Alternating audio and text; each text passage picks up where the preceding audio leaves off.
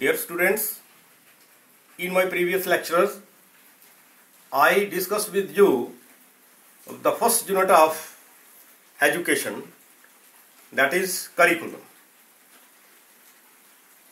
Curriculum के meaning मैंने आपको वहां बताया कि करिकुलम है क्या।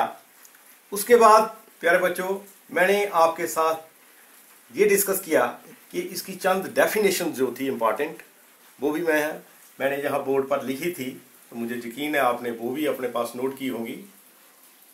उसके बाद मैंने बात की थी कि ये जो करिकुलम होता है इसकी कितनी टाइप्स होती हैं।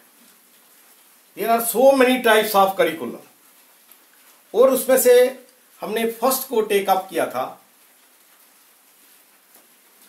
First type of curriculum was subject centred curriculum. तो सब्जेक्ट सेंटर्ड करिकुलम क्या होता है उसके ऊपर मैंने रोशनी डाली थी और पूरा बताया, उसके मेरिट्स और डीमेरिट्स भी बताए थे। तो आज मैं टेक अप कर रहा हूं आपके साथ लर्नर और चाइल्ड सेंटर्ड करिकुलम। लर्नर और चाइल्ड सेंटर्ड करिकुलम, तो प्यारे बच्चों इसका मतलब होता है कि जो सीखने वाला है या जिसको हम बच्चा कहते हैं उसके ऊपर जो निर्भर करता है करिकुलम, उसको देखकर जो करिकुलम बनाया जाता है, that is called child centred और लर्नर करिकुलम। तो इसको हम कैसे लिखेंगे ये आपने अपने पास नोट कर लेना है। The curriculum which revolves around the needs, interest and activities of the child is called child centred curriculum.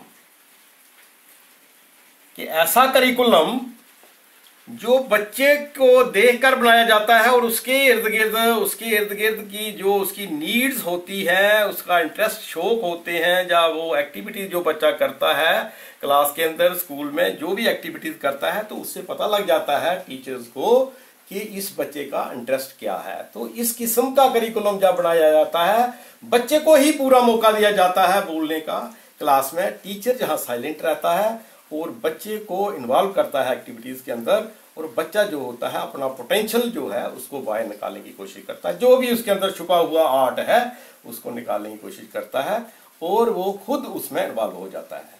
तो चाइल्ड सेंटर करिकुलम इसको कहते हैं। Child is considered as a focal point, जहां चाइल्ड को ही हम फोकल पॉइंट मानते हैं। सेंटर का पॉइंट जो मेन फोकस हम करते हैं वो बच्चे के ऊपर करते हैं।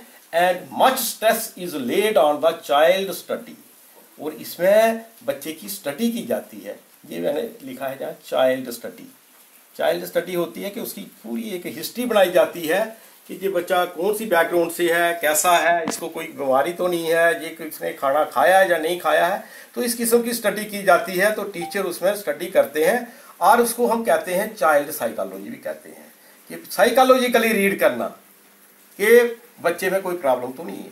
विच helps the teachers to find out the problems of the learner. Learner क्या आ गया, यही बच्चा जो पढ़ रहा है, उस बच्चे की प्रॉब्लम को टीचर क्या करते हैं, पता लगा लेते हैं कि इसको कोई प्रॉब्लम है, तो उस किस्म का ही उसको मौका जो है प्रदान किया जाता है, उसको अपॉर्चुनिटी दी जाती है, उसका लेवल पता चल जाता है कि बच्चे का लेवल क्या है। This type of curriculum prepares the child for future life. और इस किस्म का अगर करिकुलम बनता है चाइल्ड सेंटर्ड, तो बच्चे को वो अपने आने वाली जिंदगी के लिए तैयार करता है, फ्यूचर लाइफ के लिए, भविष्य के लिए। तो उसके बाद हम ये आ गया करिकुलम होता क्या है। मैंने ब्रीफ लिखा है प्यारे बच्चों, तो इतना आपने नोट कर लेना है। अगर बुक से आपको और ज्यादा मटेरियल मिलता है आप ज्यादा लर्न भी कर सकते हैं, लेकिन मैं समझता हूं कि इतना भी आप कर लें तो it is sufficient for you people. उसके बाद है मेरिट्स और एडवांटेजेस। इनको हम कहते हैं कि इसके क्या फायदे हैं, क्या लाभ हैं, हिंदी में कहेंगे इस करिकुलम के लाभ क्या है या फायदे क्या है। तो नंबर 1 है इंटरेस्टिंग एंड साइकोलॉजिकल। ये जो करिकुलम होता है ये बड़ा इंटरेस्टिंग होता है और साइकोलॉजिकल होता है, क्योंकि बच्चे की हर गतिविधि पता चलती है टीचर को, और टीचर पूरे तरीके से उसमें इन्वॉल्व होकर उसको स्टडी करता रहता है, बात करता रहता है टाइम टू टाइम। तो इससे बच्चे के जो करिकुलम बनता है वो बड़ा इंटरेस्टिंग बनता है और बच्चा भी उसमें बड़ा इंटरेस्ट लेता है। नंबर 2, इसको आपने 2 लाइनों में लिख देना जैसे मैंने बताया। उसके बाद नंबर 3 आ गया balanced development.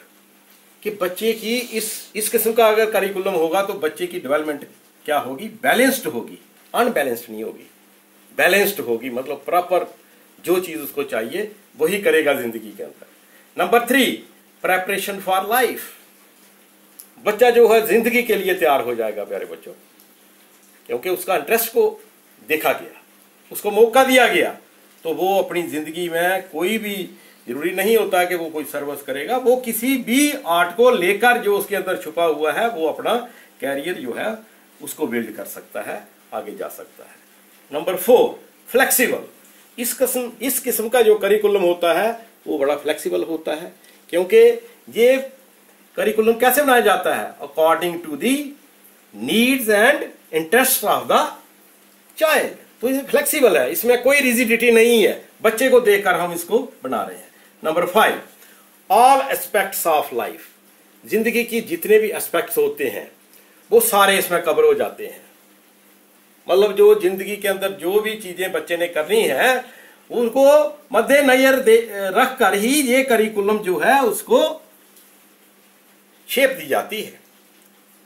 Number 6, motivation force.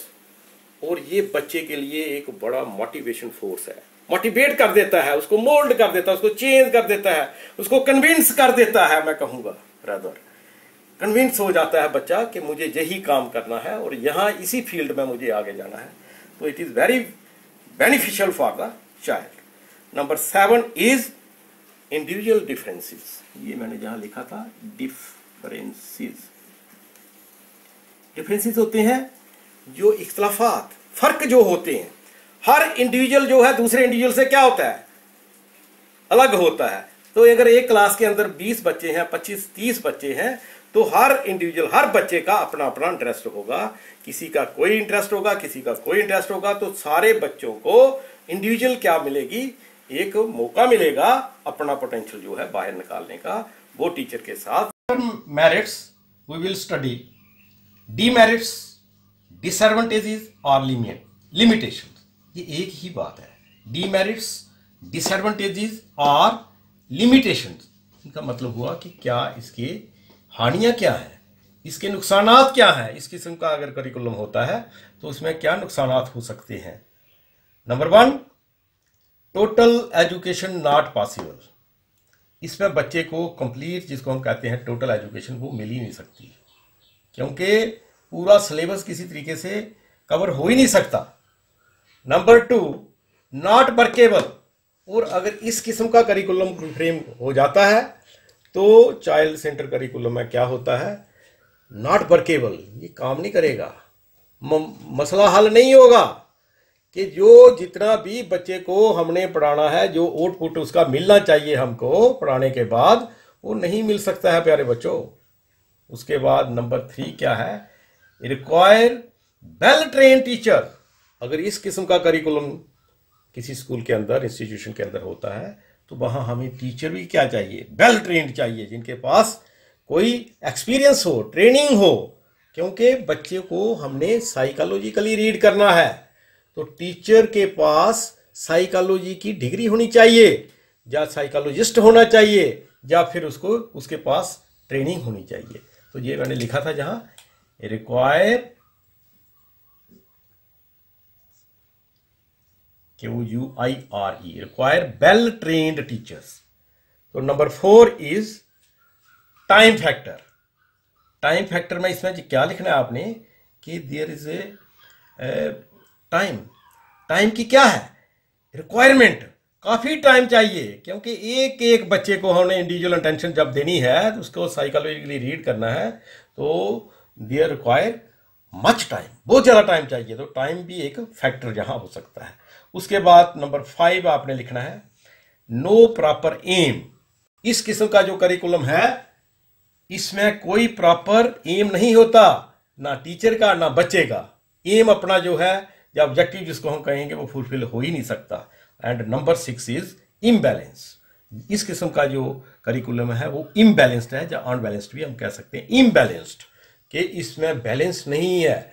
ये हम कहेंगे कि हर किस्म की उसको एजुकेशन दी जाए, जैसे मतलब करिकुलम होता है और एक को करिकुलर एक्टिविटीज होती हैं, तो वो हम इसमें इंक्लूड कर ही नहीं सकते क्योंकि इंडिविजुअल अटेंशन देना बहुत मुश्किल है हर बच्चे को। तो इसके साथ ही ये यहाँ हम इसको कंक्लूड करते हैं। ये था आपका चाइल्ड सेंटर्ड करिकुलम और लर्नर सेंटर करिकुलम। तो प्यारे बच्चों, इसके बाद हम कल जो है नेक्स्ट डे में टेकअप करूंगा आपके साथ एक्टिविटी सेंटर्ड करिकुलम और उसके मेरिट्स और डीमेरिट्स। धन्यवाद, थैंक यू।